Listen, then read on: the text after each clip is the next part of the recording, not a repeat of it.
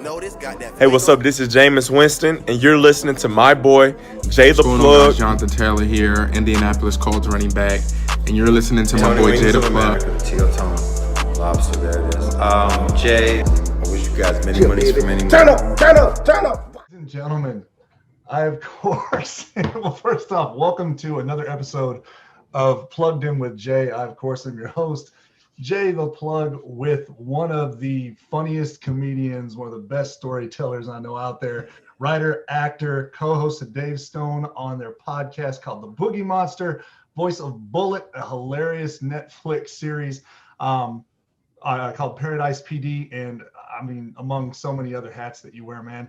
Kyle Kinane, how are you today, buddy? I'm good, thanks, man. That's a pretty lofty intro. That's now I got to really be on. You're fine, man. Just be yourself, man. You'll have everybody rolling, I'm sure. I asked you. Yeah, I see you tugging on that beard. You've got a hell of a beard on you, buddy. Yeah, I think the last trim I did of anything was in July. July. Yeah, man. I'm just letting it ride. I got there's no reason to look publicly acceptable.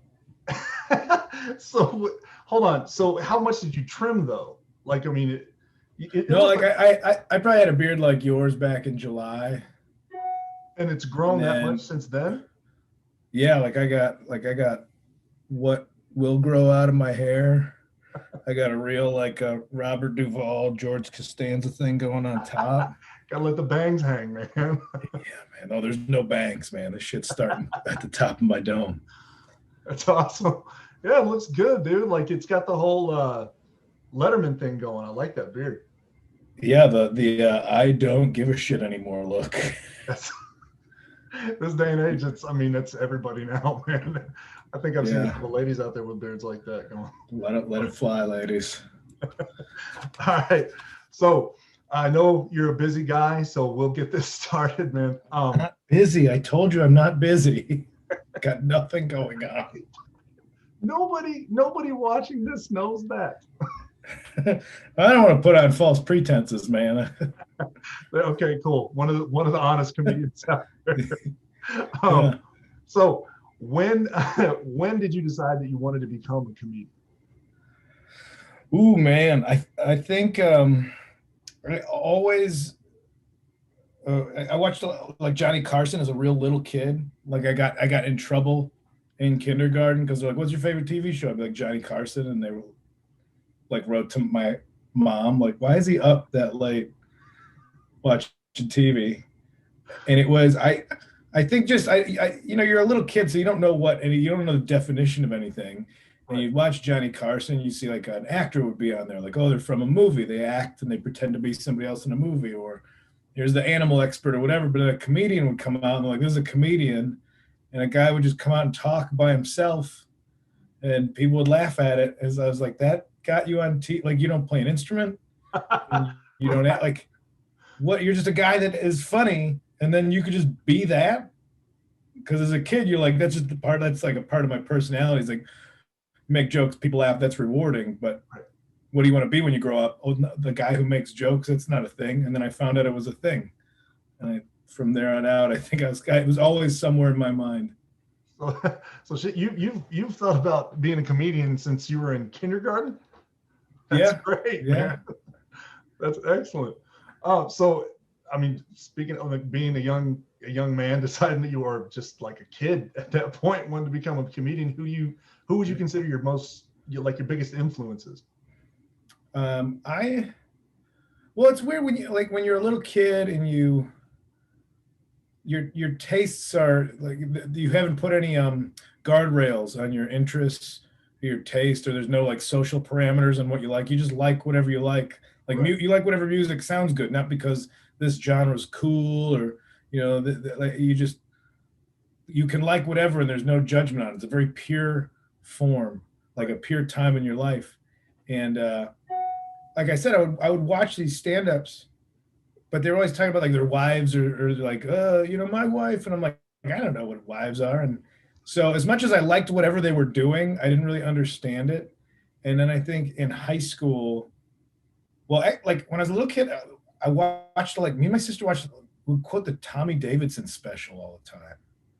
Really? Because yeah, Tommy Davidson, he just did a routine about like Freddy Krueger, but if Freddy Krueger met black guys wouldn't put up with him. And we didn't know any black guys, but we knew Freddy Krueger, and Tommy Davidson was black. I'm like, yeah, they probably wouldn't take any shit from Freddy Krueger. That's pretty funny. Like, I don't know about divorce or having kids, but I know about Freddy Krueger, and everybody's scared of him as white in the movies, but the black guys wouldn't put up with his shit, and that's pretty funny. And so that was like early on of like, this is relatable to me. I stay up late watching horror movies. I know Freddy Krueger. Yeah. Thinking about it, I don't remember Freddy ever going after any black guys. That was the whole point. And it just, I remember that special, and he like made fun of an Elton John song about like that's why you call it the blues, and how that's not the real blues. I'm like, I know that song.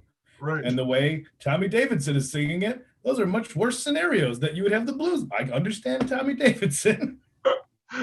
Right. No shit. So you like things that would relate, like it's, like most people now, things that relate.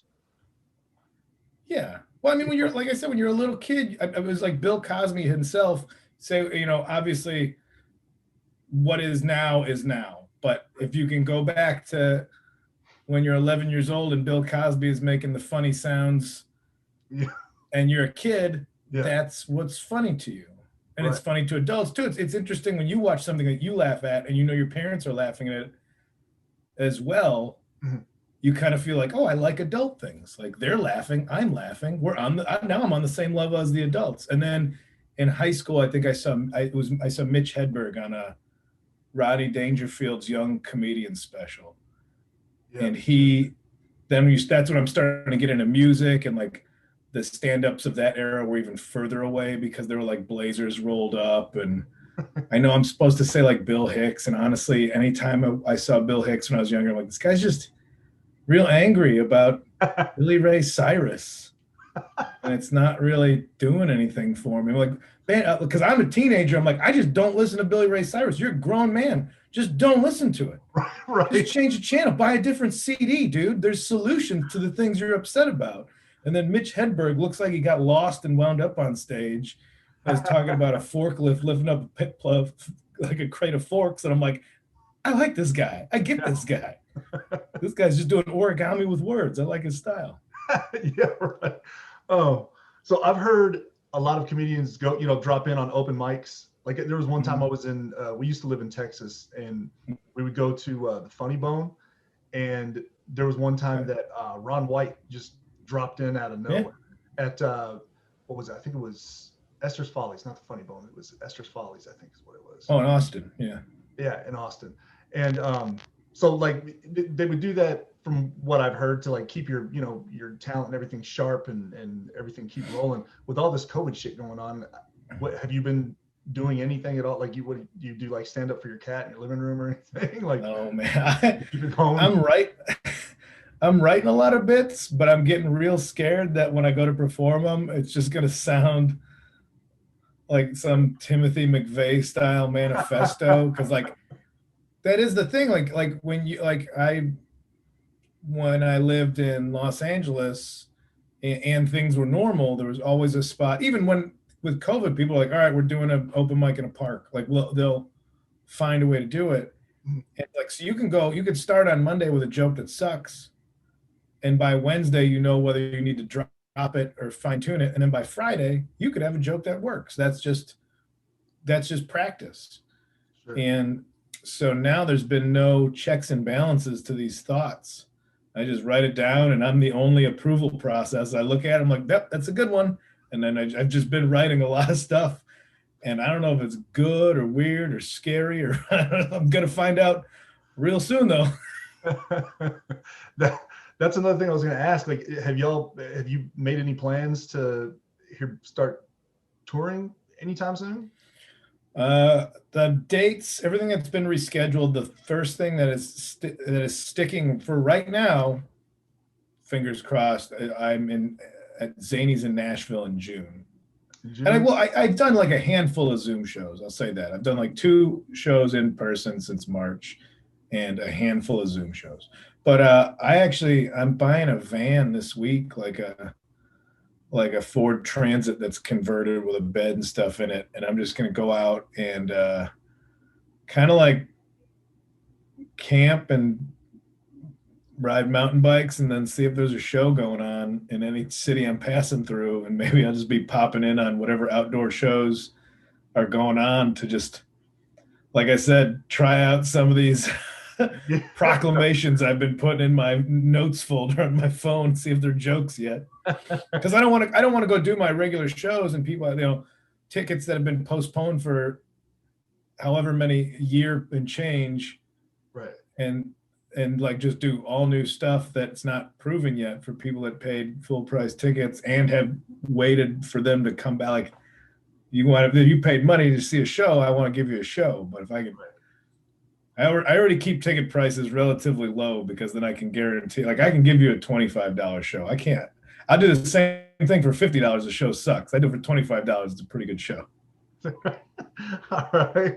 Dude, that'd be awesome, man. Going to an outdoor show and all of a sudden Kyle Kinane pops up. Fucking sick. I mean, it's practice is practice. Kansas City, I did my show and it was awesome. It was a great show. And then somebody's like, there's an open mic right down the street. And I went there and I ate shit. It was great.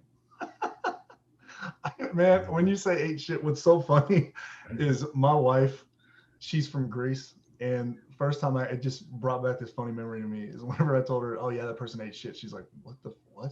It's like, yeah, she literally thought I meant they ate shit.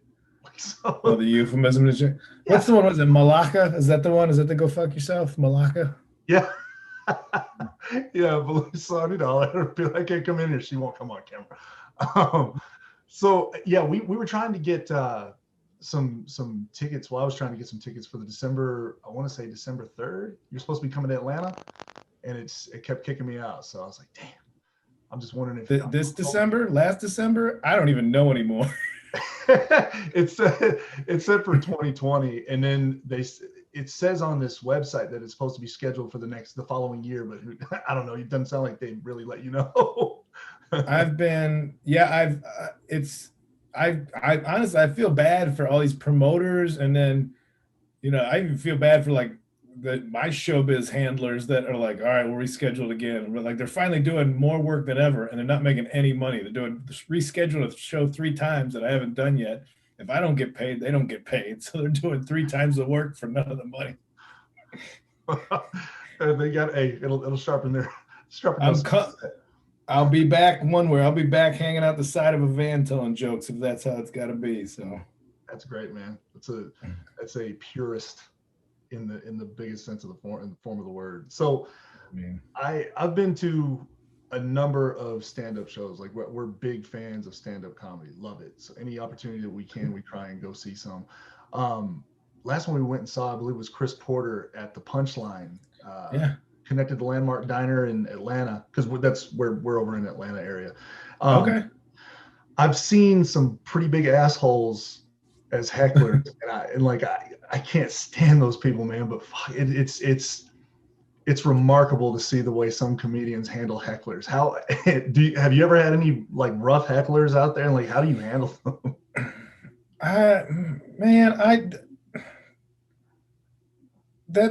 I don't think it should be. I really despise the video, like, comedian owns heckler videos. Like, I really hate that genre. As much as, like, I understand why everybody likes to see the justice or somebody get their comeuppance. There's this whole category of people right now, of human being, that are just trolls, that are just like trolls, and they're trolls in real life, where they're like, you're like, if at one point, if somebody was like, hey, you're being an asshole, somebody would go like, oh, what? Why? Me? What did I do? Exactly. Should I apologize? And now they're like, I'm sure they're like, but there's people like, hey, you're being an asshole. And they're like, yeah. Yep. Like, and then they know, they know they might end up in those kind of videos. Mm-hmm. So those are the people, I'm helping the show. I don't want any help. I did the work so that you don't have to help. Exactly. If you don't like the jokes, go get your money back and leave. Go do something else with your time instead of ruin it for a room of other people sometimes I'm on and it's playful and it's fun. And there's other times that being a comedian, it's a dictatorship. That's what it is. Once I'm all about democracy outside of a comedy club, but inside a comedy club, I could just not like you. I'll be like, get him out of here. And then the Gestapo comes and takes you away. I have that power when I'm on stage, and I use it. So if you're being a dick, adios, see you later. And I don't, I just, it's its own art form. And I get real mean, and it changes my mood when I'm performing. And it's hard to go back to the mood I want to be in to do a good show. Right. Yeah, trust me, I don't celebrate the heckler by any means. I was just curious. We went to a Dave Attell show, and he just demolished somebody, and it was so funny. Of course. But yeah, the whole time I'm sitting there thinking, God, this guy's such a prick. Like, just let the artist do his work. Stop. Yeah. And Attell's going to be great at that. Mm-hmm. But then somebody else is going to be like, oh, I'm going to have him do me next. It's like, none of us are here to watch the comic make fun of you. Right. We're here to watch the comic do what they've been practicing, which is their jokes. Yep. And yeah, I don't know, man. It's different styles. I don't believe that whole, like, it comes with the territory and you got to know how to deal with it. I think that era of comedy is over. And I think it should be a lot of comedy clubs that are, have their wits about them. No, sorry, I didn't even mean that to be a pun, and then it came out with the word wits. But we'll ask, like, hey, if there's a heckler, how would you like us to handle it? Do you want to go after them and go with it, or do you want us to shut them down right away? Oh, that's great. And I'm like, thank you for being that. Thank you for, as a club, going like, hey, how do you want us to do this? I'm like, I usually don't like it. Make the announcement at the beginning, like, everybody shut up, just laugh, Okay, so. Yeah. That's the best way to do it. Whenever I was in Texas before, I had to do bouncing, and they would tell me to come in, and the comedian actually would tell us, get them out. I've had to go grab people and take them out of the club before. You want to talk about it's the old get them a bottle of water is the code word, right? Yeah, I remember. Yeah, exactly. And then you go put your hand on their shoulder, and they're like, they get even more ridiculous because they're sitting there. They want all eyes on them. It's terrible. I'll run into like the positive hecklers that are just like drunk and real excited to be there, and they're not being mean, but they're just like, whoa, yeah, we're here to have a good time. And I'm like, I'm sure you are, but if you keep yelling, they're gonna kick you out.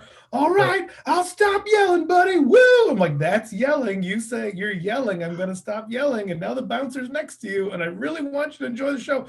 You got it, Kyle. All right, and then they get kicked out. I'm like, that's not. I mean, it's what had to happen, but it's easy to get carried away, Yeah, for sure. This is a question I always wanted to ask, and you are the first comedian on the show, and again, I can't thank you enough for being on, man. Man. In your opinion, who do you think, as of right now, beside yourself, is the funniest person alive? Ooh. See, that's one of my favorite reactions to some of the questions I ask. Like, ooh. Sometimes there's always, comics are always jealous people. So you always see like, who got a special or this and that. You're like, they got one, but so-and-so. Right. And I only have those feelings because I'm lucky enough to, like, in normal times, go watch comedy every night and watch, like, Sean Patton is a guy who's goes to places creatively and emotionally and just real strange, and is so charismatic when he does it. And he's my friend, and it's like I watch it, I'm like, I can't do that. And I go out, he'd open for me, and I'm like, this sucks, because I can't follow that. Him and Sam Talent's a guy that would come out and open for me, and I was like, and I tell, like, some headliners book openers that are softer than them so they can look good, and I'm like, no, man, try to bury me. If I can't follow you, then I don't deserve to be headlining. That's great. Yeah. I'm like, you should perform like you're taking money out of my pocket. That's how you should try to perform. And not like patting myself on the back, but that's good practice for me. I want to do this for the rest of my life. I got to stay sharp. And a way to stay sharp is to perform with people that are as good, if not better than you, and go like, yep, always something to learn. So, man, I'd say Sean Patton, Sam Talent, Deb DiGiovanni is like, that's somebody who's like, anytime I'm on a show with her, I just pray that I'm before her in the lineup, because it's like if you're after, you're like, fuck, there's no show left. There's no show left after when she's on stage. Right. It's so good. So yeah, right. Those off the top of my head, but I could just Chris Fairbanks, Chris Garcia. Shit, man. You Who go else on has and been on. killing me? Yeah, I just every night I got to see the best. You know, Yeah. like living in LA, living in a major city where people are. It was great. So Yeah, and everybody, and it's kind of a, you know, when I was going over the questions and everything with my wife, and she was like, you know, that's kind of it, God bless her. She's she's what helps me with some of these. She's like, that's going to be kind of hard to answer, because if you goes about comedians, everybody has different styles. You have roast comedians, you have, you know, like Seinfeld, who are situational and all that. I'm like, where the hell did that come from? Like, I didn't even think about that. Yeah, it's just like Jack Knight, like who'll do, like say stuff where like will like make the audience like this audience might beat the shit out of you right now, and then he'll come back to why it's like a heartwarming story. I'm like, oh, that's so good, man. You started here and everybody wanted to kill you, and now at the end they want to carry you out the door on their shoulders. Right. Yeah, with all the different kinds and styles, I understand that's a hard question to answer. But yeah, that's a good list you got. With all the traveling that you do for your comedy, I mean, do you have a favorite city that you like to visit? Is there one that always stands out that you just have on your calendar that's just like, dope, I get to go to this city now? I mean, you get kind of spoiled because you're only there for a couple days at a time. You're working at night, and so you're out in the party environment. Denver's always been real great to me, and I know I got a lot of friends there, and it's a good feel. There's like the mix of like the music fans and the comedy fans, like the punk rock scene and the comedy scene overlap, and the ethos are the same with a lot of people of like, we'll put on a show wherever we can do it. Because I came from playing in like punk rock bands and stuff, and when I started doing comedy wasn't cool. And it was like, well, no, you got to go to Zanies and put on your best shirt and try the open mic. And I'm trying to like play and, you know, just vomit on my shirt at some other club playing in music. And so to see those worlds meld and like the scenes of certain cities, so Denver's great for that kind of blurring the lines of everybody does everything. It's self-expression and it's art, and we're all into it to support each other. And I mean, Atlanta's great.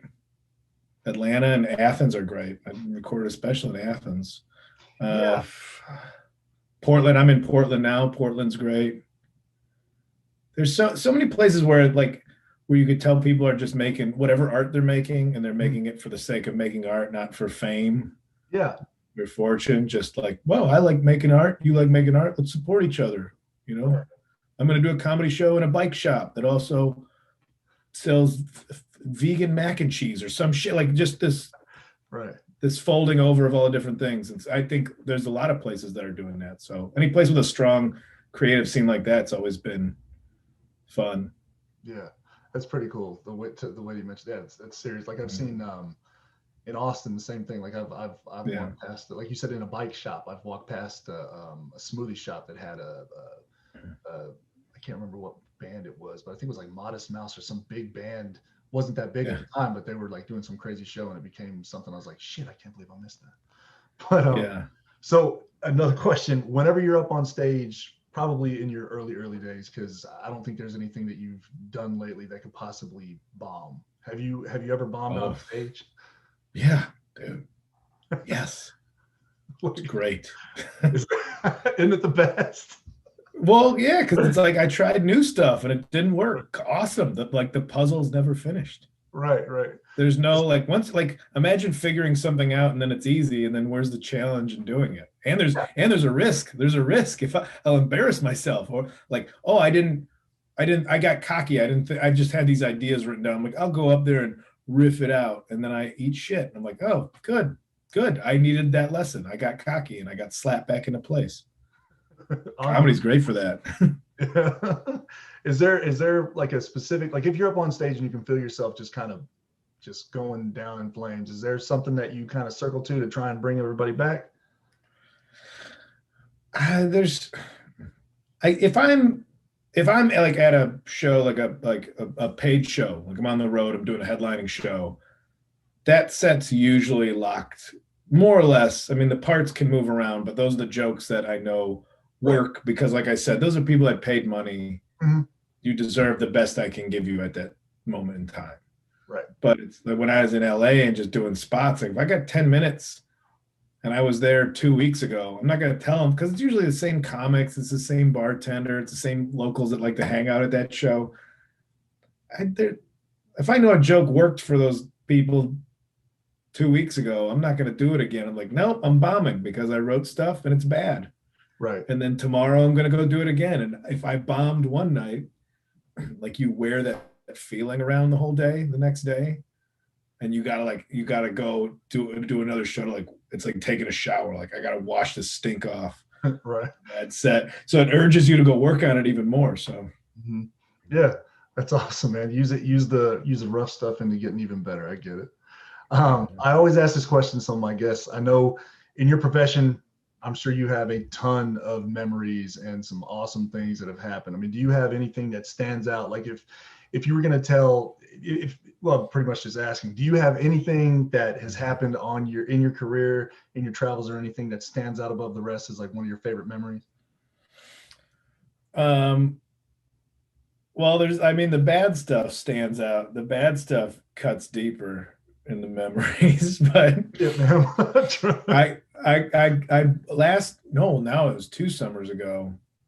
I opened for the Impractical Jokers at an outdoor amphitheater in front of 12,000 people, and I bombed because I don't know if you know what 12,000 people not laughing sounds like. So that silence. It was back in Chicago, and it was at a place where I saw. I actually saw Lollapalooza. This is going to tie back in. Don't worry, trust me. And I saw Lollapalooza in 1994 there. That's where I fell asleep in like the front row while Smashing Pumpkins played.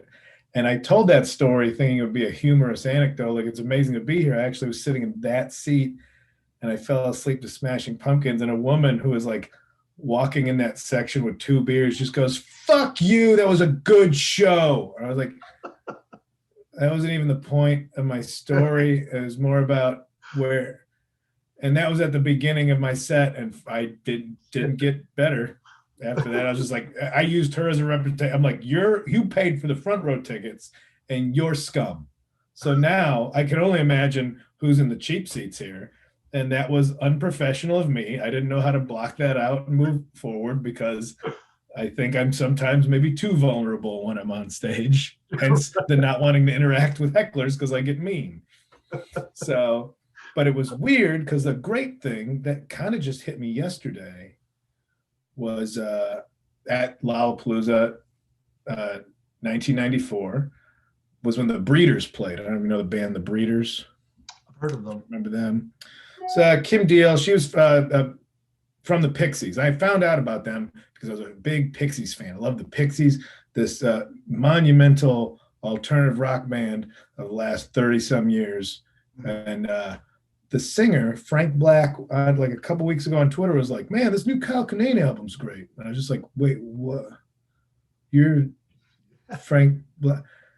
And I kind of was like, "That's pretty cool." And then yesterday, it like really settled in with me about how if you told 16-year-old me that, "Oh, the singer of this band is going to like your jokes one day," and proclaim it to people, I was like, that's not how the world works. But here we are. So that's phenomenal, man. That's excellent. I remember when I first started doing this, something kind of similar. Like I started off, I'm a big fantasy football fan. You ever play fantasy football? No. Okay. It's I saw when the email came in, I'm like, oh, it's like a spike. Because then you're like, I've had all these people on the podcast. I'm like, I don't know who any of those people are. Yeah, we said that. I was like, oh shit. Oh, you never heard of T-Pain? I get it. Yeah. I T-Pain, I'm like, it's he's a rapper. Yeah. But everybody else is like, I don't know, man. Right. That's all good, man. So it's just I started off doing fantasy football stuff because I got furloughed from work, and my wife was just like, "You're gonna drive yourself crazy. You got to do something." So yeah. I was at work. I was working at a Cadillac dealership, and we have a lot of players come in. Marcus Allen, who's a big time running back, just came up to me, and I was always asking if they do like a plug, like you're listening to fantasy football, blah, blah, blah. And he asked about an interview, and I just, seriously, me? Like, just like what you're probably thinking about him announcing your album being awesome. You're probably just like, what the, like, I thought the same thing. How did this in the world, did this happen to me? So yeah, I get it, man. It's an awesome feeling. Yeah. Sure. Well, yeah, somebody you looked up to your whole life, and now like their orbit, you know, you're somehow wound up in their orbit by whatever chance in the world. So yeah, it's neat. Yeah, and that's what got me into doing interviews. I just fell in love with interviewing, and have been, my grind is basically sending messages out to people that I would love to interview. And man, when you answered back, that's, my wife, she was like, oh, what are you so excited? I come running in. Yeah, it was I was really pumped. I'm not gonna lie, the custom shoes really sold it. I'm like, oh man, these look like cool sneakers. Yeah, I got you, buddy. Anything you want, man. I'm like, all right, man, I'll buy custom sneakers. All right, man. Yeah, that was my niche. I was like, you know what? I love doing art. I love paint. I love sneakers. And so I started getting into that back in May, and then it just kind of took off. So yeah, that's my offer. Like, whenever anybody comes on the show, I try to make them a pair of shoes. So what do you think? Well, you have an idea what you want? It's serendipitous, because I'm not a sneakerhead at all, but where we live here outside of Portland, we're right next to the Nike World headquarters. Oh, and somebody's like, oh, you got to look on Craigslist, because I was like, oh yeah, I'm size 9. They're like, oh, that's the sample size. So you got to look on Craigslist. So all the sample shoes are always size 9. So whatever they're just trying to get rid of whatever they got over there, they're in your size. So I started, all of a sudden I'm like, shit, like looking for Nikes on like OfferUp and Craigslist, just because I'm like, I don't even need them, but I guess if they're cheap or something, I'll see if I can. Yeah, that's awesome, man. That's cool. Yeah. So I do more like sneakers. I can do boots. I can do flip flops. Like whatever you want, man. I got you. But I provide the sneakers and everything. So I'll keep it. I'll send you some pictures of some stuff that you might like. It's mostly like the easiest ones are like Air Force Ones and stuff, because they're all leather. So it's real easy. All right. But yeah, think about what you might want, man. I mean, we could. You got your most recent album, Trampoline in a Ditch. Yeah. Right? Back in 2020, it released. That album is hilarious, man. Seriously. Thank you. We've been. Whenever I find a comedy album that I like, I play it over and over and over, and then I'll look over at my wife when we're driving, and she can sit there and she'll mouth. Like you know, like if you're like lip syncing to a song, yeah, singing to the jokes, karaoke. Yeah. That's awesome. Thanks, man. Yeah, absolutely. So that concludes the show, bud. That's pretty much everything. Right. I can't thank you enough for being on, man. I really appreciate it. No, thanks for having me, man. It was a fun one. Yeah, absolutely.